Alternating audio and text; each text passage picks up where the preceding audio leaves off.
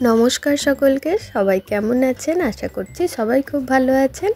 আমি পৌলমী, আমার চ্যানেলে সবাইকে অনেক স্বাগত, অনেক ধন্যবাদ। এইভাবে আমার পাশে থাকার জন্য অনুরোধ করব, এইভাবেই পাশে থেকে যান। তাহলে আজকের রেসিপি শুরু করা যাক। দেখে বুঝতেই পেরে গেছেন এতক্ষণে বানাচ্ছি পনির বিরিয়ানি। খুব সহজ বানানো, যখন কিচ্ছু খাবার মুড থাকবে না, মুড অফ থাকবে, অথচ রান্না করারও ইচ্ছা থাকবে না, জাস্ট 15 মিনিটে বানিয়ে নিতে পারবেন এই রেসিপিটা। তাহলে বেশি কথা না বলে শুরু করা যাক প্রসেসিংটা। তাহলে অবশ্যই ভিডিওটা শেষ অবধি দেখতে হবে। তো বিরিয়ানির জন্য প্রথমেই জল গরম করতে বসিয়ে দিয়েছি। দিচ্ছি গোটা গরম মশলা, 1 চামচ ঘি আর অল্প একটু নুন দিয়েও দিতে পারেন এই সময়তে। জলটা ভালোভাবে ফুটে গেলে চাল দিয়ে দেবো। চালটা 1 ঘন্টা মতো ভিজিয়ে রেখেছিলাম। যেভাবে বিরিয়ানির ভাত করা হয় সেভাবেই করব, তবে যেহেতু পনির বিরিয়ানি করছি ভাতটা 80% মতো কুক করব। বিরিয়ানির ক্ষেত্রে নর্মালি 50 to 60% কুক করা হয়। এবার এখানে পনিরগুলো কাট করে নিচ্ছি। পনিরের সাইজ একটু বড় বড় করেই কাটছি। এটা আমার ঘরে বানানো পনির, তাই জন্য এইরকম শেপের হয়ে আছে। তবে ঠিক আমার বানানো নয়, আমার মা বানিয়েছে, আমাকে দিয়েছে। মা মাঝে মাঝে এরকম পনির বানায়, আমাকেও দেয়, নিজেও রান্না করে। যাই হোক, এবার চলুন পনিরটা ম্যারিনেট করে নিই। পনির ম্যারিনেট করার জন্য এখানে দিচ্ছি টক দই, সঙ্গে দেবো কিছু গুঁড়ো মশলা। প্রথমে দিয়ে দিচ্ছি 1/2 চামচ মতো গোলমরিচের গুঁড়ো, সামান্য পরিমাণে একটু হলুদ দেব, ধনে গুঁড়ো আর বেশ খানিকটা ভাজা জিরে গুঁড়ো, আর দেব কাশ্মীরি লঙ্কার গুঁড়ো আর সামান্য একটু গরম মশলা।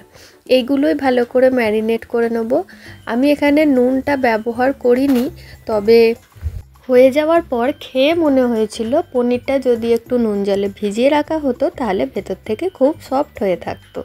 যাই হোক, পনিরটা কিছুক্ষণ ম্যারিনেশনে থাক, ততক্ষণে বাকি রান্নাটা শুরু করে দিই। তাহলে পরের স্টেপে চলে যাচ্ছি। আজকে রান্নার জন্য আমি এখানে ব্যবহার করছি একটা ননস্টিকের কড়া। বেশ খানিকটা সাদা তেল দিয়ে দিয়েছি আর তেলের মধ্যে দিয়ে দিচ্ছি 1 চামচ ঘি। তবে যে কোনো ধরনের কড়া বা হাঁডি সব রকমেতেই হবে। আমি ননস্টিক নিয়েছি সুবিধার জন্য, সেফ ড্রাইভ যাকে বলে। যাই হোক, এখানে ঘিটা মেল্ট হয়ে গেলে বেশ খানিকটা বেরেস্তা আগে করে তুলে রাখবো। যতই পনির বিরিয়ানি করি না কেন, পেঁয়াজ ভাজাটা কিন্তু লাগবেই। বিরিয়ানির জন্য বেরেস্তা খুব ইম্পর্ট্যান্ট একটা পার্ট। এবার বেরেস্তা কীরকম স্টেজে ভাজাটা হবে, কিভাবে করলে পারফেক্ট হবে, ঠিক এই রকম স্টেজে আসবে। এই সময় গ্যাসটার ফ্লেমটা লো করে দিতে হবে আর অল্প একটু হতে বাকি থাকবে, সেই সময় বেরেস্তাটা তুলে নিতে হবে। গরম থাকতে থাকতে পারফেক্টলি রেডি হয়ে যাবে, সেটা পরে ভিডিওতে আপনাদের দেখিয়ে দেবো। এবার ওই তেলের মধ্যেই দিয়ে দিচ্ছি দারচিনি, লবঙ্গ, এলাচ, সঙ্গে দিচ্ছি সামান্য একটু জয়িত্রী আর দিচ্ছি স্টার ফুল। স্টার ফুলের একদম সামান্য অংশ আমি দিয়েছি, শুধুমাত্র একটা পাপড়ি ভেঙে দিয়েছি, কারণ স্টার ফুলের কিন্তু প্রচণ্ড সেন্ট হয়, উগ্র সেন্ট হয়। যারা কাছ থেকে দেখেছেন তারা বুঝবেন। তো যদি হাতের কাছে না থাকে, না দিলেও চলবে। শুধু গোটা গরম মশলা দিয়েও রান্নাটা করা যাবে, ভালো হবে। কিন্তু যদি স্টার ফুলের পরিমাণ বেশি হয়ে যায় তাহলে কিন্তু রান্নাটা খাওয়া যাবে না, প্রচণ্ড উগ্র গন্ধ হয়ে যাবে। এবার মশলাটা একটু নেড়েচেড়ে যখন সুন্দর স্মেল উঠে আসবে তখন দিয়ে দিচ্ছি বেশ কিছুটা পেঁয়াজ। পেঁয়াজটা বেশি লাল লাল করে ভাজবো না, হালকা একটু গোল্ডেন কালারটা আসবে, ঠিক সেই সময়তেই দিয়ে দেব পেস্ট করে রাখা আদা পরিমাণে এখানে আমি একটু বেশি দিয়েছি, কারণ আমি এখানে রসুন বাটা ব্যবহার করছি না।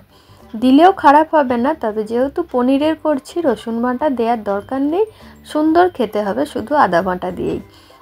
আদাটা পরিমাণে একটু বেশি দিয়েছি, দেখতেই পেলেন প্রায় বড় চামচে 2 চামচের মতো দিয়েছি।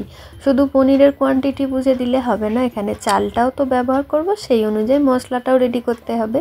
এবার আদাটা কিছুক্ষণের জন্য ফ্রাই করে নিলাম, যতক্ষণ না একদম তেল সেপারেট হয়ে আদা থেকে একটা সুন্দর স্মেল ছেড়ে আসছে। মশলা কষানো হয়ে গেলে দিয়ে দিচ্ছি ম্যারিনেট করে রাখা পনিরটা। এখানে কোনো আর এক্সট্রা মশলার আমি ব্যবহার করিনি, তবে আর এক্সট্রা মশলার কোনো দরকারও নেই। পনিরটা ম্যারিনেশনের সময় যে সমস্ত মশলা দিয়েছি ওটাই যথেষ্ট এই রান্নার জন্য। এবার পনিরটা হালকা করে একটু ভেজে নিতে হবে। ভেজে নিতে হবে বলতে মশলাটা কষাতে হবে, খুব বেশি ঘাঁটাঘাঁটি করলে হবে না, হালকা হালকা করে একটু নেড়ে চেড়ে দিতে হবে, একটু একটু করে সেঁকতে সময় দিতে হবে পনিরটা, নইলে ভেঙে যেতে পারে।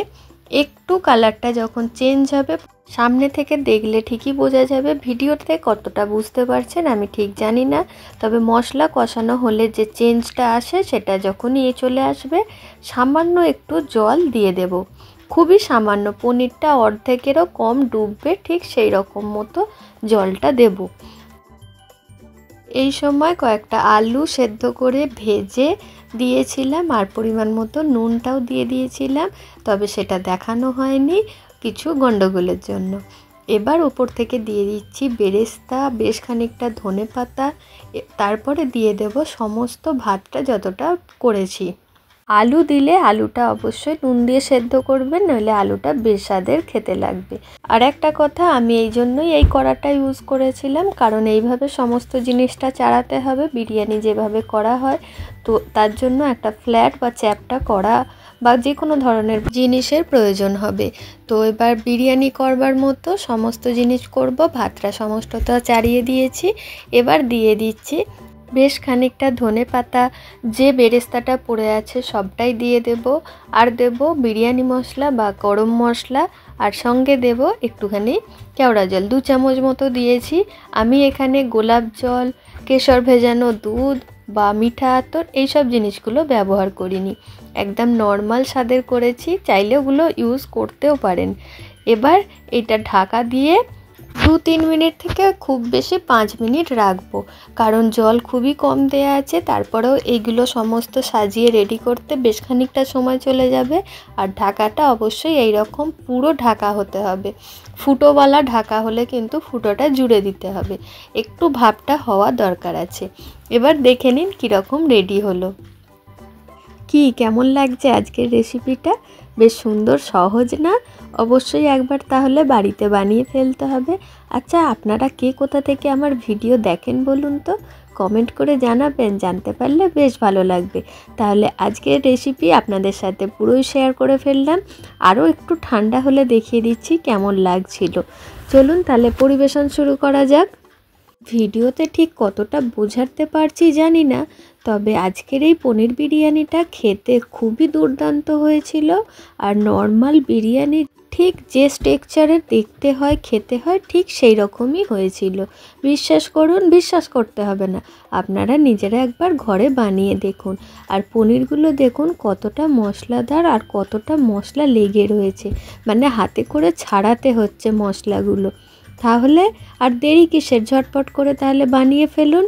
কেমন লাগলো জানাতে কিন্তু ভুলবেন না। ভিডিও ভালো লাগলে লাইক, শেয়ার, কমেন্ট করবেন। এই রকম ঘরোয়া রান্নার রেসিপি দেখতে জানতে আমার চ্যানেলটা ফলো করবেন।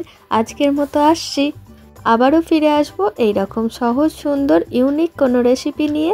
ততক্ষণের জন্য এইভাবেই পাশে থাকুন, দেখতে থাকুন। টাটা।